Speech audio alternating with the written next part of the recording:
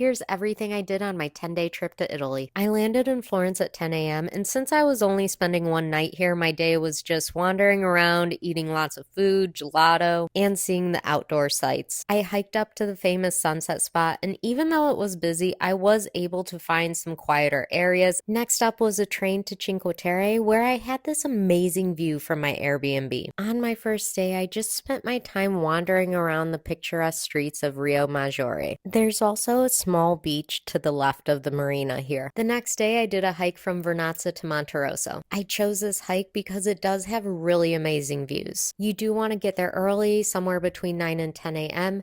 Make sure you're wearing proper shoes. It was a little bit tricky in some spots, so I would recommend shoes that have a good grip. Do not wear open-toed shoes. It is dangerous for you and others, and you will be fined. There's not a whole lot of shade on this hike, so make sure you're prepared with sunscreen and plenty of water. By starting in Vernazza, you're going up less stairs than you would if you start in Monterosso. And ending at Monterosso Beach is the best way to cool down after the hike. The next day, I took the pesto making class at Nessun Dorma. This was really one of my favorite travel experiences I've ever had, and I've never tasted pesto this good. After Cinque Terre, I headed off to Venice, which ended up being my favorite place in Italy. People who complain it's too crowded never ever leave San Marco. I stayed in San Polo and loved spending my time wandering around the streets of Venice. The city is so beautiful and there's something really magical about it. And I looked forward to my afternoon cicchetti. I did wander over to San Marco for a tour of St. Mark's Basilica. I also stopped at a nearby park after my tour was over. I also checked out the Acqua Alta bookstore, but honestly it was so busy that I didn't really care for it. I did spend a full day heading over to the islands of Murano and Murano. Murano is known for their glass blowing, so I picked up a Christmas ornament here, but the colorful village of Murano was my favorite. There are tons of artist shops here, and it was just really enjoyable to wander around. My last stop on my trip was Rome, and one of the most unique things I did here was go to this Capuchin crypt. There's multiple rooms where the bones of friars were organized in a really beautiful artistic way. This place was not busy in the summer and was a great way to escape the heat too. Of course, I did a Colosseum tour, and I would recommend adding on the arena floor to your ticket. Learning about the history was really interesting, even though this isn't one of my favorite wonders of the world. I think it's definitely worth taking the guided tour. I also visited the Doria Pamphili. This palace and gallery was unbelievably beautiful. This was one great place to escape the crowds in Rome during the summer. I just bought my ticket when I arrived. And the last thing I did in Rome was a bar crawl, which was super fun, and I'll have all the tours I took linked in my bio.